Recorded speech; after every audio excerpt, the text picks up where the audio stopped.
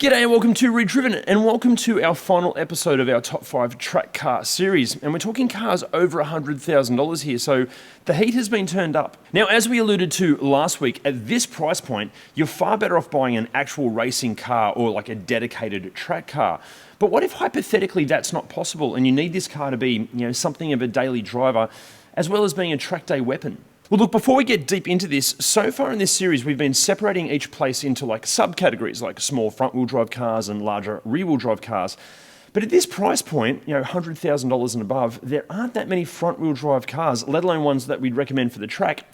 So we're changing things up a bit. For this budget, we're going to separate them into body styles. So we're going to go convertibles, smaller sedan / kind of normal cars, larger sedan / kind of normal cars, smaller coupes and larger coupes. Also, we're going to be prioritizing maximum bang for your buck here as well. So as awesome as it would be to track like a McLaren 765 LT or a Porsche GT2 RS, we just feel that you can spend heaps less money and have just as much fun, if not more fun. And again, to keep things interesting, in terms of any of the cars that we've mentioned in previous episodes, their newer, more expensive versions aren't going to be mentioned in this episode. But kicking things off and representing the topless category, it's the Porsche Boxster. For this budget, and without delving deep into the financial realms of the limited edition and truly superb Spider models, the Boxster that we'd be recommending is really anything from the 981 generation. Standard 981 Boxsters kick off from just on $100,000 here in Australia, but for $10,000 more you could pilot a Boxster S, but the real sweet spot of the range is the GTS,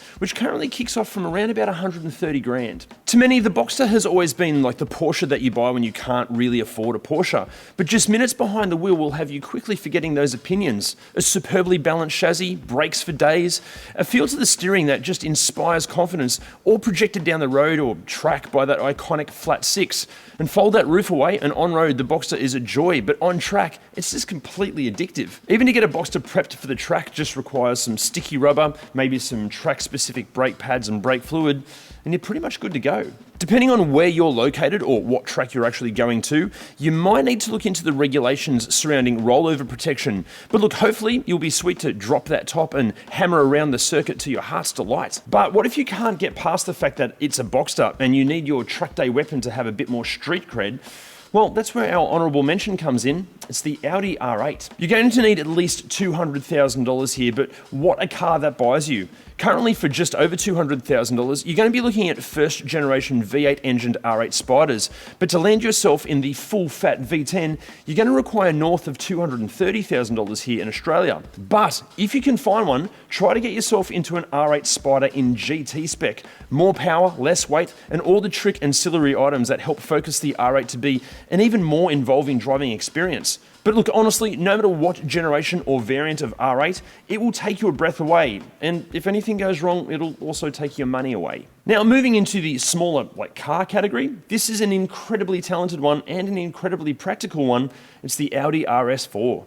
Look, what a track day option these things are. Not only is it blisteringly fast in a straight line, it tears out of corners thanks to its quattro all-wheel drive system, it stops on a dime with monster brakes, it's hugely tunable, and when treated with mechanical sympathy, so far it's proving to be ultra reliable, but when it's away from the track, you'll have wagon practicality, it's classy enough to pull up in front of the swankiest restaurants, and it makes just for a hugely enjoyable daily driving option. Currently, around about 120,000 Aussie dollars will get you into like a 2018 RS4, and honestly, that's about all the car most of us will ever need. Even for the track prep, it's a case of the usual suspects here. Sticky tyres, spec up the brake pads and fluid, and you're good to go. Look, sure, you can go further with the mods, but that'll start eating away at what a pleasure this thing is to drive on a daily basis. But what if the whole wagon aesthetic just isn't for you? Well, that's where our honourable mention comes in, and guys, it's a bit of a wild card, this one. It's the Alfa Romeo Giulia Quadrifoglio. Okay, look, yes, there are plenty of question marks surrounding the reliability and longevity of this Alfa Romeo and all Alfa Romeos, but those that love them, they swear by them. And look, why wouldn't they? It's got a better power to weight ratio than the majority of its direct competition. It's got a perfect 50-50 weight balance. It's got active aero, tricky suspension, immense braking, and a load of torque vectoring smarts.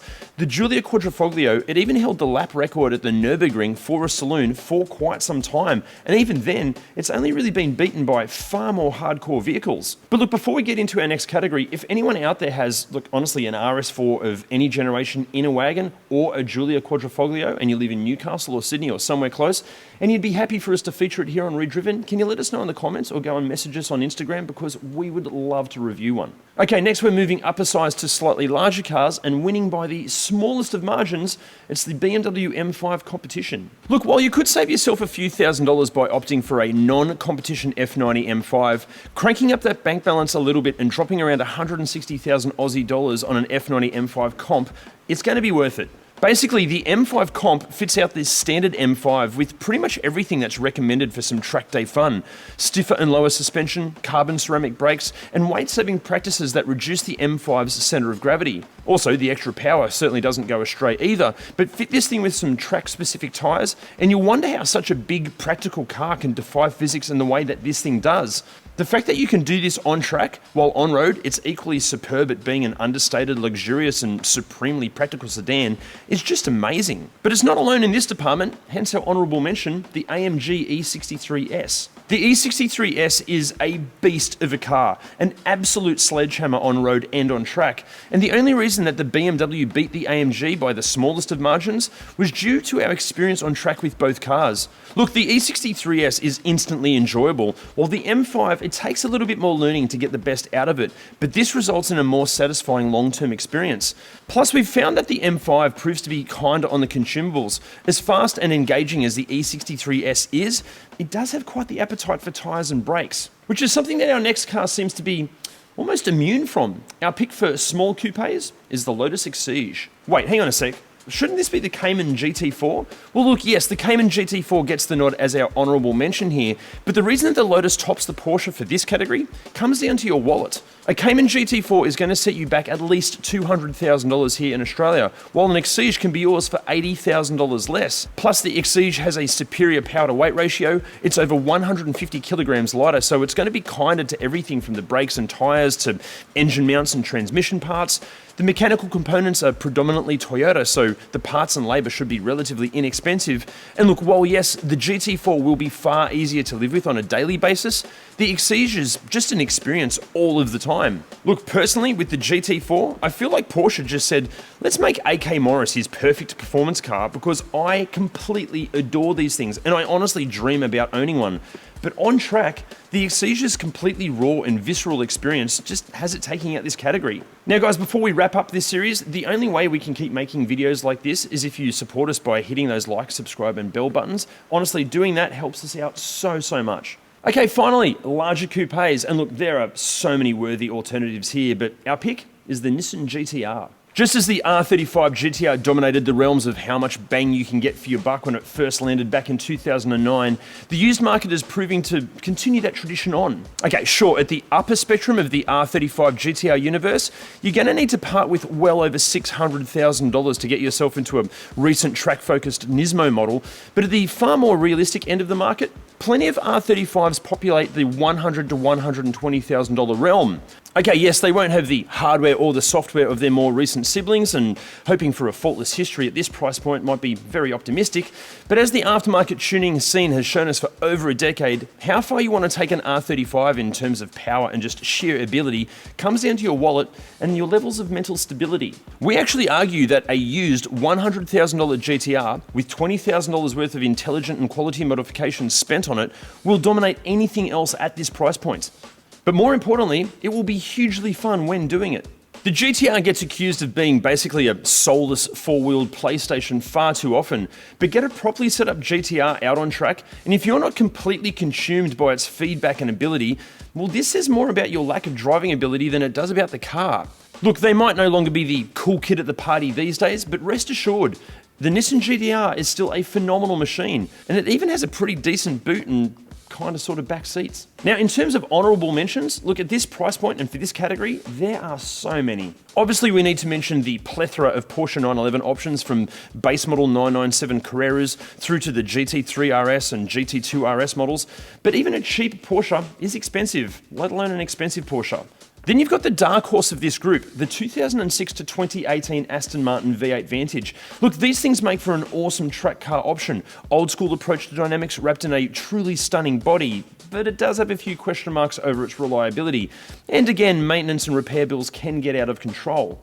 And then once you top $200,000, well, it's a case of how long is a very fast piece of string. Lamborghini Gallardo and Huracan options pop up. AMG GT variants should be mentioned. And then obviously you can have your McLaren and Ferrari in a variety of different flavors. Honestly, the sky and your imagination is really the limit.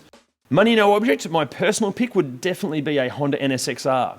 Or maybe a Porsche 911 997 GT3 RS 4-litre. Although then like a McLaren 765 LT would also be fun. But then again, so and we're talking cars over $100,000 here, so the heat. But at this those cars in this episode, oh, you arsehole. But hopefully we'll, and it makes for a hugely enjoyable drive. So close, man. Oh my God, what is wrong with my head tonight? Okay, look, yes, they're not going to have the hardware or the software of the...